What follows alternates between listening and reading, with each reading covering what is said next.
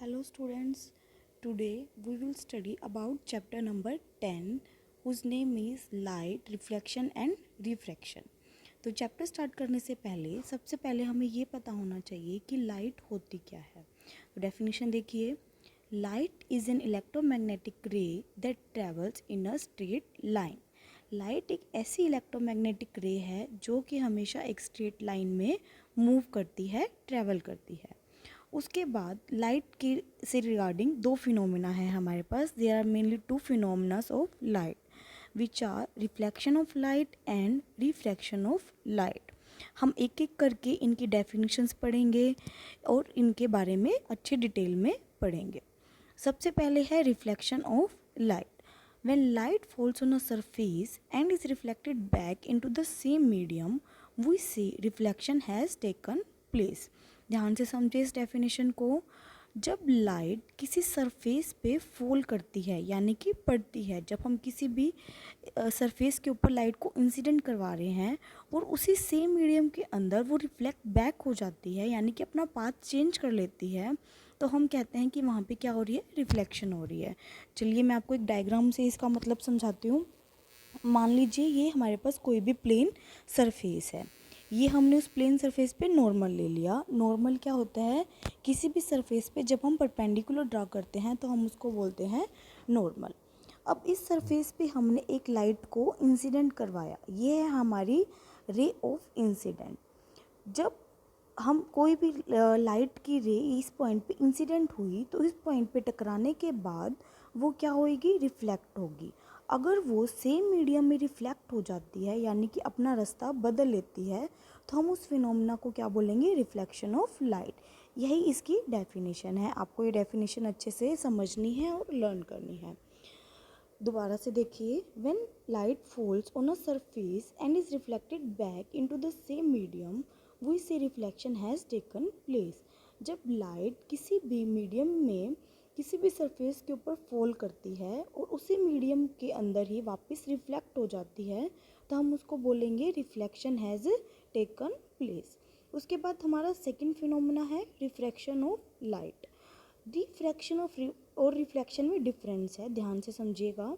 Refraction of light क्या है, when light travels from one medium to another it bends from its original path. देखिए reflection में तो हम जो लाइट की रे ले रहे थे वो सिर्फ एक ही मीडियम में ट्रैवल कर रही थी, वो एक ही मीडियम में थी, सरफेस से टकरा के उसने अपना पाथ चेंज किया जिसको हमने बोल दिया रिफ्लेक्शन। और रिफ्रैक्शन में क्या है कि लाइट एक मीडियम से दूसरे मीडियम में ट्रैवल कर रही है और वो अपने ओरिजिनल पाथ से बेंड यानी कि मुड़ रही है, उसको हम बोलते हैं रिफ्रैक्शन। अब रिफ्रैक्शन के लिए आप डायग्राम ध्यान से देखिएगा। हमने ये कोई भी प्लेन सरफेस ले लिया, इस प्लेन सरफेस का मतलब क्या है, यहाँ पे मीडियम 1 है और यहाँ पे मीडियम 2 है। ये जो लाइन है ये दोनों मीडियम को क्या कर रही है, डिफ्रेंशिएट कर रही है। हमने वही नॉर्मल ले लिया जैसे पहले लिया था। नॉर्मल क्या होता है, किसी भी सरफेस की परपेंडिकुलर जब हम कोई लाइन खींचते हैं तो उसको बोलते हैं नॉर्मल लाइन। अब हमने एक लाइट को इंसिडेंट करवाया, हमने एक रे ऑफ लाइट को इंसिडेंट करवाया इन मीडियम 1। जब वो रे ऑफ लाइट मीडियम 1 से मीडियम 2 में जाएगी तो वो अपना पाथ चेंज करेगी यानी कि वो सीधी जाने की बजाय अपना पाथ उसने क्या कर लिया, चेंज कर लिया। इस फिनोमेना को हम बोलते हैं refraction of light. I hope आपको रिफ्लेक्शन और रिफ्रैक्शन में डिफरेंस समझ आ गया होगा। फिर से समझा रही हूँ, रिफ्लेक्शन जब एक ही मीडियम में पाथ चेंज होता है और रिफ्रैक्शन जब लाइट एक मीडियम से दूसरे मीडियम में ट्रैवल करती है। नेक्स्ट देखिए, terms related to refraction of light. कुछ हमारे पास टर्म्स हैं जो रिफ्लेक्शन ऑफ लाइट और रिफ्रैक्शन ऑफ लाइट दोनों में यूज़ होती हैं। उन जो मैं बार बार में यूज़ कर रही हूँ, इंसिडेंट रे, रिफ्लेक्टेड रे, ये एक्चुअल में होती क्या हैं उनके हम डेफिनेशंस पढ़ेंगे। तो सबसे फर्स्ट टर्म है हमारे पास incident ray. The ray of light that falls on the reflecting surface. एक ऐसी रे, जो लाइट की एक ऐसी रे को हम इंसिडेंट रे बोलते हैं जो किसी भी रिफ्लेक्टिंग सरफेस पे फॉल करती है। ये हमारे पास कोई भी रिफ्लेक्टिंग सरफेस हो गया, ये जो उसके ऊपर आ रही है, देखो एरो का निशान नीचे की तरफ है स्टूडेंट्स, इसका मतलब कि वो इस सरफेस के ऊपर फॉल कर रही है, इसलिए ये हमारे पास क्या होगी, इंसिडेंट रे होगी। सेकेंड है हमारे पास reflected ray. The ray of light that is sent back by the reflecting surface, वो रे ऑफ लाइट, लाइट की वो रे जो रिफ्लेक्टिंग सरफेस के द्वारा वापस भेजी जाती है, टकराने के बाद जो वापस गई। अब देखिए एरो मैंने ऊपर की तरफ लगाया है, यानी कि रे की जो डायरेक्शन है वो ऊपर की तरफ है, वो इस सरफेस से टकराने के बाद ऊपर की तरफ जा रही है, तो इस रे को हम बोलेंगे रिफ्लेक्टेड रे। तीसरी डेफिनेशन है आपके पास normal. The normal is a line at right angle to the reflecting surface to the point of incidence. Normal एक ऐसी लाइन है जो कि रिफ्लेक्टिंग सरफेस से 90 डिग्री के एंगल पर होती है, और किस पॉइंट पे होती है? At the point of incidence, जहाँ पे हम रे को इंसिडेंट करवा रहे हैं उस पॉइंट पे हमने इस नॉर्मल को ड्रॉ करना है और रिफ्लेक्टिंग सरफेस के 90 डिग्री एंगल पे ड्रॉ करना है। उसके बाद देखिए फोर्थ डेफिनेशन हमारे पास है angle of incidence. It is the angle made by the incident ray and the normal. अब देखिए इंसिडेंट रे कौन सी थी? ये। नॉर्मल थी ये, और रिफ्लेक्टेड रे थी ये। दोबारा से हम एक बार क्लियरली ड्रॉ करते हैं इसको। देखिए ये हमारे पास इंसिडेंट रे थी, एरो नीचे की तरफ, ये हमारे पास रिफ्लेक्टेड रे थी, एरो ऊपर की तरफ, और ये बीच वाली जो परपेंडिकुलर थी वो नॉर्मल थी। एंगल ऑफ इंसिडेंस क्या है? नॉर्मल ने जो इंसिडेंट रे के साथ बनाया उसको हम एंगल ऑफ इंसिडेंस बोलते हैं, और उसको हम रिप्रेजेंट करते हैं आई से। समझ आ गया आपको? उसके बाद आता है एंगल ऑफ रिफ्रैक्शन, वो नेक्स्ट स्लाइड में आएगा, पर आप यहीं डायग्राम से समझ लीजिए। The angle made by normal and the reflected रे is called angle of refraction. वो एंगल जो नॉर्मल ने रिफ्लेक्टेड रे के साथ बनाया, देखिए नॉर्मल ने रिफ्लेक्टेड रे के साथ बनाया, यानी कि ये एंगल जिसको हम किससे रिप्रेजेंट करेंगे? आर से रिप्रेजेंट करेंगे, वो है हमारे पास angle of reflection. Angle of incidence जो नॉर्मल ने इंसिडेंट रे के साथ बनाया, और एंगल ऑफ रिफ्लेक्शन जो नॉर्मल ने रिफ्लेक्टेड रे के साथ बनाया। नेक्स्ट स्लाइड में चलते हैं। एंगल ऑफ रिफ्लेक्शन हम पढ़ चुके हैं। उसके बाद आता है हमारे पास ऑब्जेक्ट। ऑब्जेक्ट क्या है? It is a thing that forms an image on the screen. ये एक ऐसी वस्तु है, ऐसी चीज़ है जिसकी इमेज, जिसकी छाया स्क्रीन पे बनती है। उसके बाद है इमेज। इमेज क्या है? It is a reflection of the object on the screen. ये ऑब्जेक्ट की रिफ्लेक्शन है, यानी कि ऑब्जेक्ट की छाया है जो स्क्रीन पे बन रही है। उसके बाद हम पढ़ेंगे वर्चुअल इमेज। देखिए जब भी इमेज बनती है दो तरीके से इमेज बनती है, रियल इमेज और वर्चुअल इमेज। सबसे पहले हम पढ़ेंगे वर्चुअल इमेज क्या है। The image that can not be obtained on a screen, a surface where image is formed. ये स्क्रीन की डेफिनेशन आपको ब्रैकेट में दे रखी है। एक ऐसी इमेज जिसको हम स्क्रीन पे ना बना सकें। हम कोई भी मिरर लेते हैं, उसके सामने अगर स्क्रीन रखती हैं, अगर स्क्रीन के ऊपर इमेज नहीं बनती तो वो इमेज कैसी है? वर्चुअल इमेज है। उसके बाद देखिए रियल इमेज क्या है। The image that is form directly on the screen. एक ऐसी इमेज जो डायरेक्टली किसके ऊपर बन रही है? स्क्रीन के ऊपर बन रही है, उसको हम क्या बोलते हैं? Real image. देखो नेक्स्ट स्लाइड्स में देखते हैं हम क्या है। Loss of reflection of light. देखो हमने लाइट की डेफिनेशन पढ़ ली, दो फिनोमिना थे लाइट की, उनकी डेफिनेशंस पढ़ ली, that is reflection of light and refraction of light. Reflection और रिफ्रैक्शन में डिफरेंस समझना बहुत ज़रूरी है, आपको इसकी डेफिनेशंस याद करनी है और इसको अच्छे से समझना है। उसके बाद हमने कुछ टर्म्स पढ़ी जो रिफ्लेक्शन से रिलेटेड थी। अब हमारे पास है loss of reflection of light. ये आपने 8th क्लास में भी स्टडी किया है और अब ये दोबारा 10th में रिपीट हो रहा है। There are mainly two laws of reflection. First law is the angle of incidence is always equal to the angle of reflection. पहला लॉ बहुत सिंपल है कि जो आई एंगल था, जिस जो यहाँ पे है आई, जो नॉर्मल ने इंसिडेंट रे के साथ बनाया था, और जो आर एंगल है यानी कि ये वाला एंगल आर जो रिफ्लेक्टेड रे ने नॉर्मल के साथ बनाया था, ये दोनों हमेशा क्या रहते हैं? इक्वल रहते हैं, यानी कि आई इक्वल टू आर। ये हमारा है first law of reflection, i equal to r. Second law है हमारे पास the incident ray, the reflected ray and the normal to the mirror at the point of incidence all lie in the same plane. जो incident ray है, reflected ray है और जो normal है, वो तीनों क्या है? सेम प्लेन में लाई करेंगे। The incident ray, reflected ray and the normal all lie in the same plane. Third point देखिए, the incident ray and the reflected ray lie on either side of the normal. Third point क्या है, देखिए पहले second point अच्छे से समझिए। जो incident ray है, रिफ्लेक्टेड रे है और जो नॉर्मल है, तीनों हमेशा सेम प्लेन में रहेंगे। और नॉर्मल कहाँ पे होना चाहिए, eight the point of incidence, जहाँ पे जो लाइट थी वो इंसिडेंट की थी। ये तीनों जो लाइट है हमारे पास, तीनों जो रे है वो हमेशा सेम प्लेन में रहेंगे। तीसरा पॉइंट है हमारे पास, the incident ray and the reflected ray lie on either side of the normal. जो इंसिडेंट रे है और जो रिफ्लेक्टेड रे है वो नॉर्मल के किसी भी साइड हो सकती है, यानी कि ज़रूरी नहीं है कि यही इंसिडेंट है और यही रिफ्लेक्टेड है। अगर हम इस डायग्राम को रिवर्स करके बनाए तो वो भी ठीक है, यानी कि हमने यहाँ पे तो इंसिडेंट रे दिखा दी तो रिफ्लेक्टेड रे यहाँ पे आ जाएगी, तो वो नॉर्मल के किसी भी साइड हो सकते हैं। चलिए नेक्स्ट स्लाइड में देखते हैं क्या है। Properties of image formed by plane mirror. तो हम एक एक करके मिरर्स की प्रॉपर्टीज़ के बारे में पढ़ेंगे। मेनली इससे पहले मैं आपको थोड़ा सा एक्सप्लेन करना चाहती हूँ। मिरर्स दो टाइप्स के हैं हमारे पास। एक मिरर होता है plane mirror, plane mirror, plane mirror यानी कि जो प्लेन शीशा जो हम अपने घरों में यूज़ करते हैं। दूसरी टाइप हमारे पास होती है स्फेरिकल मिरर्स, स्फेरिकल मिरर्स। तो देखिए दो तरह के मिरर्स हैं, प्लेन मिरर्स और स्फेरिकल मिरर्स। दोनों तरह के मिरर्स अलग अलग तरह की इमेज बनाते हैं। स्फेरिकल मिरर्स की भी टू टाइप्स होती है, कनकेव मिरर और कन्वेक्स मिरर, जिसके बारे में हम आगे इस चैप्टर में पढ़ेंगे अच्छे से।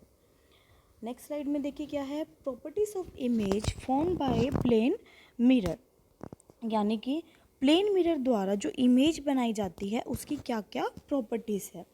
The image formed by plane mirror is virtual and erect. पहली प्रॉपर्टी है कि जो प्लेन मिरर द्वारा इमेज बनाई जाती है वो कैसी होती है, वर्चुअल और इरेक्ट। वर्चुअल का हम मीनिंग पहले समझ चुके हैं कि उसको स्क्रीन पे बनाया नहीं जा सकता। देखिए हम शीशे के सामने खड़े होते हैं, हमें जो अपनी इमेज है वो शीशे के अंदर दिखाई देती है, किसी स्क्रीन पे दिखाई नहीं देती, यानी कि वो इमेज कैसी है, वर्चुअल है। दूसरा है इरेक्ट। इरेक्ट का मतलब क्या होता है, सीधी। हमें प्लेन मिरर में हमेशा इमेज कितनी दिखाई देती है, सीधी दिखाई देती है, हमें इमेज उल्टी दिखाई नहीं देती। अगर इमेज उल्टी दिखाई देगी तो हम उसको बोलेंगे इन्वर्टेड, और अगर सीधी दिखाई देती है तो उसको बोलते हैं erect. Of the same size as of the object. Mirror का इमेज का जो साइज़ होगा वो ऑब्जेक्ट के साइज़ से सेम होगा। हम मिरर के सामने खड़े हैं, हमारी जितनी हाइट है उतनी ही हमें मिरर में दिखाई देती है। At the same distance from the mirror as the object is in front of it. Mirror जो मिरर के सामने इमेज बनती है, मिरर के अंदर इमेज बनती है, वो सेम डिस्टेंस पे होती है जितनी दूरी पे उससे ऑब्जेक्ट होगा। अगर ऑब्जेक्ट की दूरी बढ़ा दी जाएगी तो इमेज की दूरी यानी कि इमेज का डिस्टेंस भी बढ़ जाएगा। Laterally inverted. लिटरली इन्वर्टेड का मतलब क्या होता है, लेफ़्ट का राइट दिखाई देना और राइट का लेफ़्ट दिखाई देना। आपने हमेशा नोटिस किया होगा कि हम मिरर के सामने, हमारा जो लेफ़्ट हैंड है वो मिरर की इमेज का राइट हैंड होता है, और जो हमारा राइट हैंड है वो मिरर की इमेज का लेफ़्ट हैंड होता है। चलिए हम नेक्स्ट देखते हैं। अब हमने प्लेन मिरर में जो इमेज बन रही थी उसकी प्रॉपर्टी के बारे में पढ़ लिया। चार प्रॉपर्टीज़ है उसकी। पहली है image formed will be virtual and erect. Image को स्क्रीन पे बनाया नहीं जा सकता, प्लेन मिरर की इमेज को, और वो हमेशा सीधी बनती है। उसका साइज़ ऑब्जेक्ट की साइज़ के बराबर होता है। तीसरा, जितनी दूरी पर, जितने डिस्टेंस पे ऑब्जेक्ट है मिरर से उतनी ही दूरी पे इमेज बनती है। चौथा, लेटरली इन्वर्टेड। लेटरली इन्वर्टेड का मतलब मैंने बताया कि जो लेफ़्ट है वो राइट दिखाई दे और राइट है जो वो लेफ़्ट दिखाई दे। उसके बाद नेक्स्ट है हमारे पास spherical mirrors, concave and convex. देखिए दो तरीके के हमारे पास स्फेरिकल मिरर्स होते हैं mainly, concave mirrors and convex mirrors. अब दोनों में डिफरेंस क्या है। A spherical mirror that has its reflecting surface curved inwards. एक ऐसा मिरर स्फेरिकल, पहले तो स्फेरिकल क्या होता है हमारे पास, कोई भी स्फीयर है, इस स्फीयर से दो तरीके की मिरर बन सकते हैं, कनकेव मिरर भी बन सकता है और कन्वेक्स मिरर भी बन सकता है। कनकेव मिरर कौन सा मिरर है? जिसका जो रिफ्लेक्टिंग सरफेस है वो अंदर की तरफ कर्व होगा, जिसका जो रिफ्लेक्टिंग सरफेस है वो अंदर की तरफ कर्व होगा। कैसे? देखिए इस तरह से। ये मिरर आपके पास कौन सा है? Concave mirror. देखिए ये जो हमारा मिरर है, जो इसका ये रिफ्लेक्टिंग सरफेस था, ये कौन सा था? अंदर की तरफ जो बेंड है, which are burst inwards, is called concave mirror. वैसा मिरर जिसका जो रिफ्लेक्टिंग सरफेस है वो अंदर की तरफ कर्व हो, उसको हम बोलेंगे कनकेव मिरर। उसके बाद है convex mirror, a spherical mirror that has its reflecting surface curved outwards, यानी कि जिसका जो रिफ्लेक्टिंग सरफेस है उस मिरर का बाहर की तरफ कर्व हो, तो उसको हम बोलेंगे कन्वेक्स मिरर। हमें कनकेव और कन्वेक्स मिरर जब हम पढ़ना स्टार्ट करते हैं तो इससे रिलेटेड कुछ इंपॉर्टेंट टर्म्स हैं जिसको हमें समझने की ज़रूरत है। उन टर्म्स के नेम कौन कौन से हैं? Centre of curvature, focus, principal axis, pole, focal length, radius of curvature. तो स्टूडेंट्स इन सारे टर्म्स के बारे में हम एक एक करके डिफाइन करूँगी मैं इनको, और आपको इनकी डेफिनेशंस को लर्न करना है और अच्छे से समझना है। ये इम्पोर्टेंट है, अगर आपको ये डेफिनेशन समझ नहीं आई तो आपको आगे वाला जो रे डायग्राम्स है वो भी समझने में दिक्कत होगी, तो आप इनको ध्यान से समझिएगा। Terms use to explain spherical mirrors, कौन कौन सी टर्म्स हैं जो स्फेरिकल मिरर को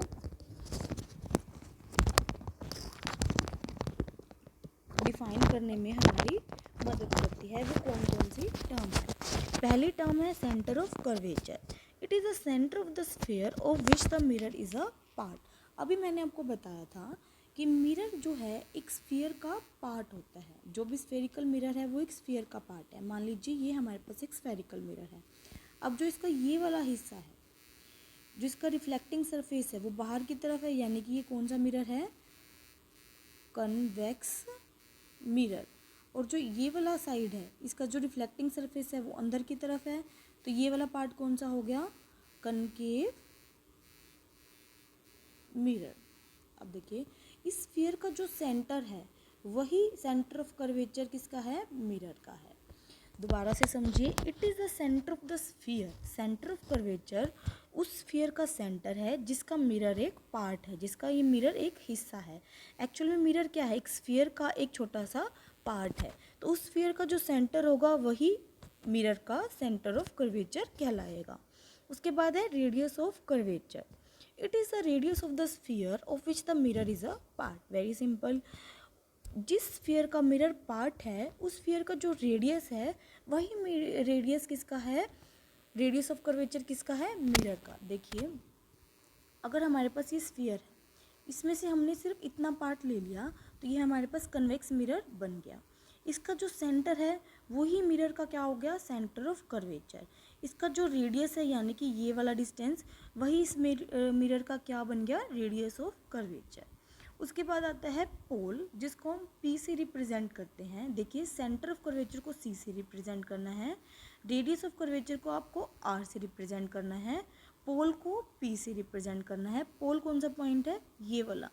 the centre of the mirror is called the pole of the mirror. जो स्फेरिकल मिरर का सेंटर है उसको हम क्या बोलते हैं? Pole of the mirror. उसके बाद है हमारे पास principal axis. It is the straight line passing through the centre of curvature and the pole. ये एक स्ट्रेट लाइन यानी कि सीधी लाइन है जो सेंटर ऑफ कर्वेचर और पोल से पास होती है। देखिए मैं आपको बना के दिखाती हूँ। ये हमने क्या ले लिया? एक कौन सा है ये mirror? Convex mirror.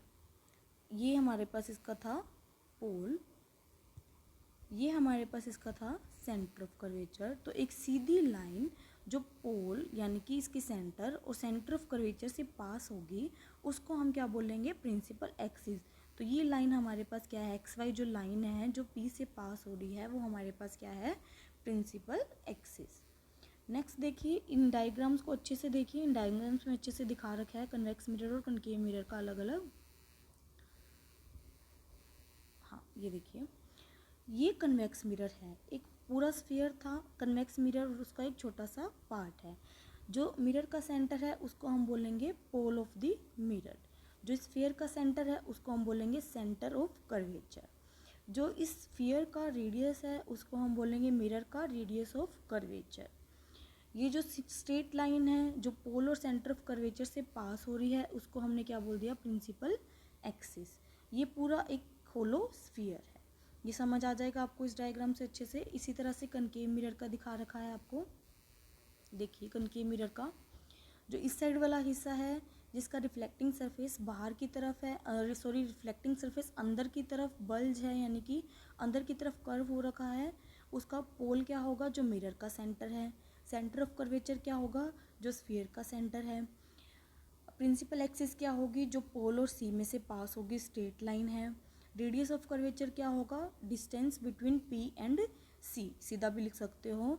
The distance between pole and centre of curvature is called the radius of curvature. तो आपकी ये इंपॉर्टेंट डेफिनेशंस होगी जो आपको इस चैप्टर में यूज़ होगी। हमने यहाँ तक ये कर लिया है। उसके बाद है एक हम डेफिनेशन और करते हैं, focus and focal length of spherical mirror. दो इंपॉर्टेंट डेफिनेशन बहुत ज़रूरी है, फोकस और फोकल लेंथ क्या होती है मिरर की। सबसे पहले हम पढ़ेंगे प्रिंसिपल फोकस क्या होता है किसी भी मिरर का। Focus of concave mirror. It is the point on the principal axis where all the rays parallel to the principal axis converge. देखिए कनकेव मिरर और कन्वेक्स मिरर में एक डिफरेंस है। कनकेव मिरर के ऊपर जितनी भी लाइट हम फॉल करवाते हैं, इंसिडेंट करवाते हैं, वो उसे टकराने के बाद एक पॉइंट पे इकट्ठी हो जाती है, जिसको हम इंग्लिश में बोलते हैं कन्वर्ज हो जाती है। तो जो हमारा कनकेव मिरर है इसलिए हम उसको कन्वर्जिंग मिरर भी बोलते हैं। क्यों बोलते हैं, क्योंकि कनकेव मिरर में हम जितनी भी लाइट इंसिडेंट करवाएंगे प्रिंसिपल एक्सिस के पैरेलल, वो मिरर से रिफ्लेक्शन के बाद एक पॉइंट पे कन्वर्ज हो जाएगी, इकट्ठी हो जाएगी। उस पॉइंट को हम क्या बोलते हैं, principal focus of the mirror. So principal focus क्या है, एक ऐसा पॉइंट जिस पे प्रिंसिपल एक्सिस के पैरेलल जितनी भी रेस को हमने इंसिडेंट करवाया है मिरर के ऊपर, रिफ्लेक्ट करने के बाद, मिरर से टकराने के बाद एक पॉइंट पे वो सारी जो रेस ऑफ लाइट है वो कन्वर्ज हो रही है, इकट्ठी हो रही है, तो उस पॉइंट को हम क्या बोलते हैं, प्रिंसिपल फोकस। देखिए इस डायग्राम में अच्छे से आपको समझ आ जाएगा। हमारे पास एक कनकेव मिरर था, सेंटर में हमने प्रिंसिपल एक्सिस बना ली, पोल ले लिया, सेंटर ऑफ कर्वेचर ले लिया। हमने प्रिंसिपल एक्सिस से पैरेलल कुछ लाइट को इंसिडेंट करवाया। ये देखिए हमारे सेंटर में प्रिंसिपल एक्सिस थी, हमने लाइट को इस तरह से इंसिडेंट करवा रखा है प्रिंसिपल एक्सिस के पैरेलल।